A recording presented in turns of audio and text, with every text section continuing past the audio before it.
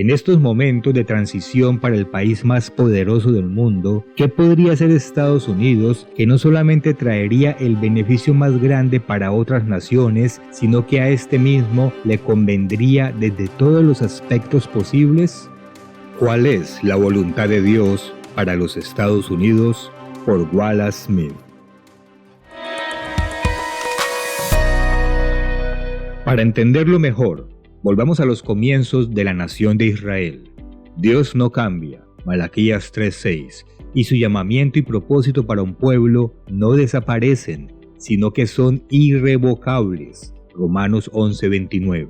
El Eterno dice que se encargará de que sus planes lleguen a su culminación. Esto declara en las palabras de Isaías: así será mi palabra que sale de mi boca. No volverá a mí vacía, sino que hará lo que yo quiero, y será prosperada en aquello para que la envié. Isaías 55:11. Su siervo Moisés explicó el propósito que tenía Dios para la antigua Israel. Mirad, yo os he enseñado estatutos y decretos, como el Eterno mi Dios me mandó, para que hagáis así en medio de la tierra en la cual entráis para tomar posesión de ella. Guardadlos pues, y ponedlos por obra, porque esta es vuestra sabiduría y vuestra inteligencia ante los ojos de los pueblos, los cuales oirán todos estos estatutos y dirán: ciertamente, pueblo sabio y entendido, nación grande es esta. Porque ¿qué nación grande hay que tenga dioses tan cercanos a ellos como lo está el Eterno nuestro Dios en todo cuanto le pedimos? ¿Y qué nación grande hay que tenga estatutos y juicios justos como es toda esta ley que yo pongo hoy delante de vosotros? Deuteronomio 4, 5 al 8. La voluntad de Dios era que la antigua Israel fuera una luz para el mundo, no por sus libertades de palabra ni de religión, y tampoco por su capitalismo de mercado libre, su multiculturalismo, ni sus filosofías políticas.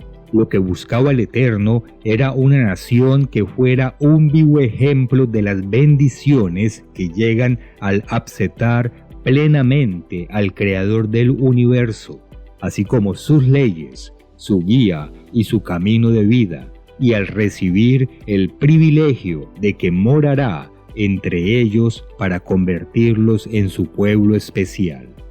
¿Ha cumplido Estados Unidos ese propósito? Hay quienes pensarán que el tío Sam ha cumplido tan elevado propósito en el pasado y que para cumplirlo nuevamente basta que vuelva a sus antiguos valores. Al fin y al cabo, su dedicación al capitalismo de mercado libre ha elevado el estándar de vida de los ciudadanos a tal punto que migrantes de todo el mundo buscan por millones cruzar la frontera y entrar en el país por cualquier medio, sea legal o ilegal. Hay naciones en todo el mundo que han querido repetir el éxito económico de los Estados Unidos con sus propias versiones de capitalismo y mercado libre, pero al mismo tiempo el capitalismo a la norteamericana ha entregado las riendas de la cultura de la nación a las bajas pasiones del consumidor y a la explotación movida por la codicia y el ánimo de lucro. Cualquier cosa que implique ganarse $1, ya sea algo edificante y de elevación social o un decadente veneno cultural, activa los engranajes de la industria, siempre lista para alimentar a los consumidores con lo que su corazón carnal desee y sin interesarles los efectos que pueda tener en la moral, los valores, la salud física y mental, ni el carácter mismo de los pobladores. Los principios fundacionales de la libertad individual radical que se albergan en el corazón de la tierra de la libertad han inspirado a los aspirantes a la libertad de todo el mundo por su claro contraste con la persecución y el control centralizado que han sofocado a miles de millones de seres que habitan bajo regímenes opresores. Sin embargo, esos mismos principios de libertad han permitido el surgimiento de estilos de vida degradantes para el propio ser y el crecimiento de subculturas pervertidas que socavan la moral y la estructura social de pueblos y naciones en todo el globo. La muy famosa libertad de palabra en Estados Unidos ha permitido que esta revista predique el Evangelio desde nuestra sede en Carolina del Norte, libertad que los que publicamos El Mundo de Mañana apreciamos y por la cual damos gracias a Dios, sabiendo de primera mano lo difícil que puede ser predicar el verdadero Evangelio en muchos otros países.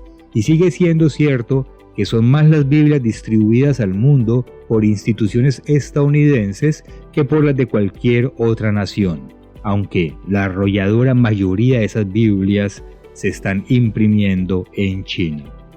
Pero esa misma libertad de palabra contribuye a hacer de Estados Unidos el primer productor mundial de pornografía, y el impacto de las Biblias palidece en comparación con el impacto tóxico y trágico de esa perversión, puesto que un escaso 4% de la población mundial produce la cuarta parte de los videos asquerosos en el mundo y maneja el 60% de los sitios pornográficos en la red.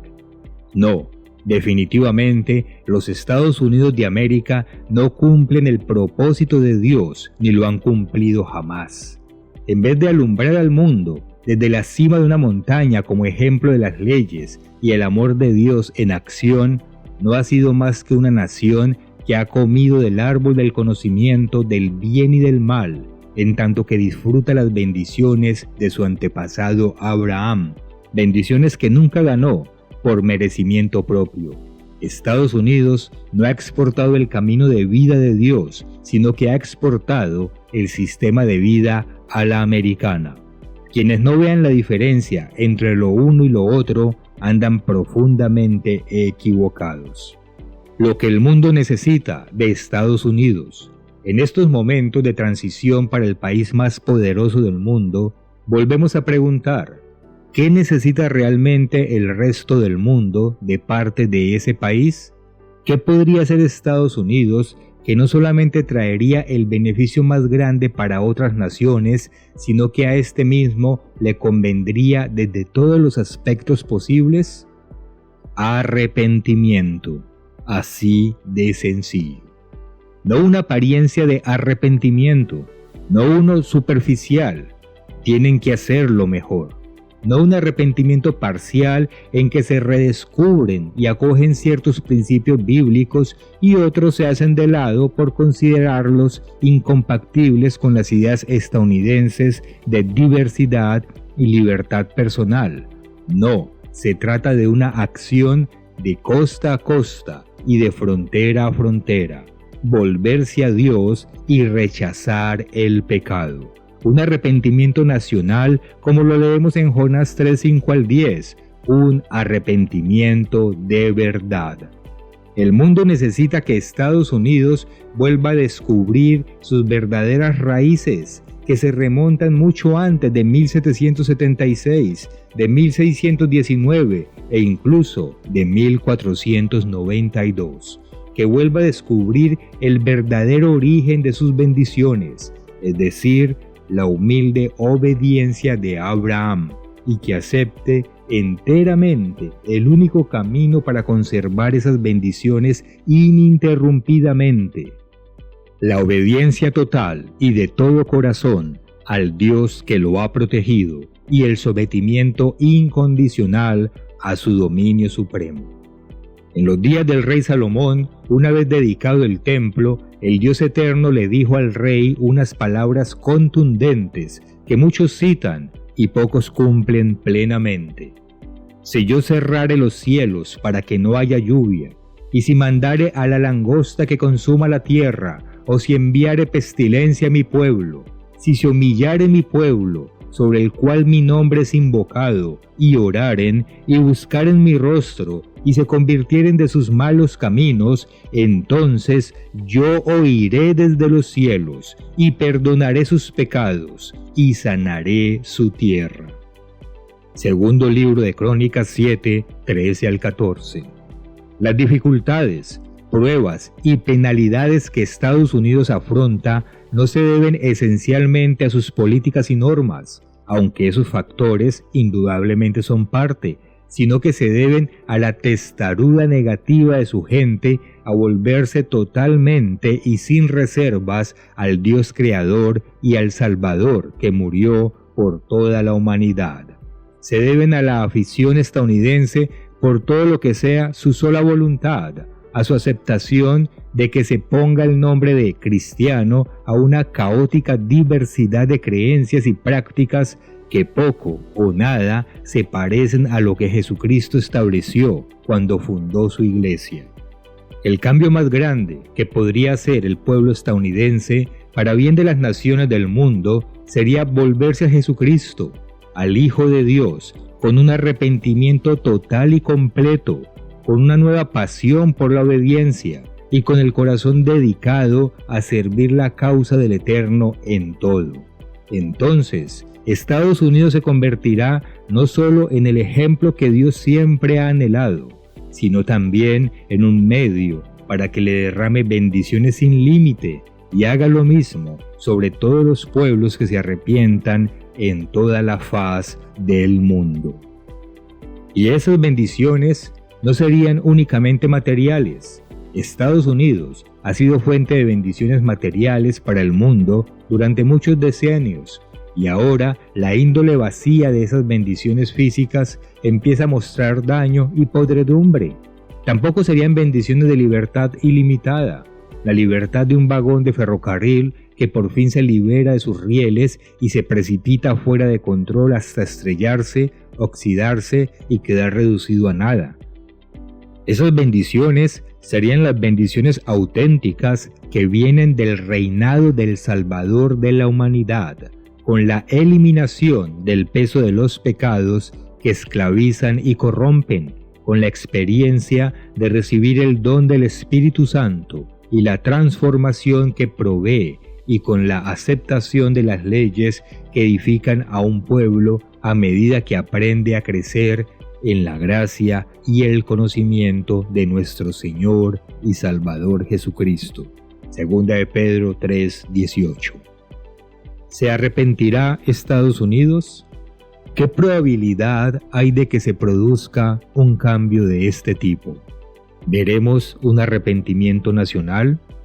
No podemos llamar a ese cambio de actitud nacional un avivamiento, pues desde su fundación, los Estados Unidos de América nunca han estado en un estado de obediencia como el que el mundo necesita que adopten. Si no hay un cambio de corazón, sabemos lo que les espera. La profecía bíblica no deja duda. El mundo verá surgir, prácticamente sin oposición, un cristianismo falso que se extenderá por toda la tierra, venciendo y para vencer. Apocalipsis 6:2. Esa iglesia engañosa y transigente, que ya es la norma llamada cristiana en el mundo, estará encabezada por un falso profeta hacedor de milagros, que actuará junto con la bestia del Apocalipsis, profetizada en forma de un sacro imperio romano renacido en Europa. Apocalipsis 13, 11 al 14. Juntos tendrán un poderío económico, militar y político imbuido de fervor religioso.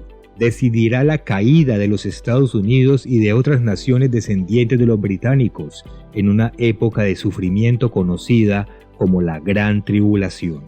Ese tiempo se revela en muchas profecías, tanto en el Antiguo como en el Nuevo Testamento, e incluso en palabras del propio Jesucristo. Habrá entonces gran tribulación, cual no la ha habido desde el principio del mundo hasta ahora, ni la habrá. Mateo 24:21.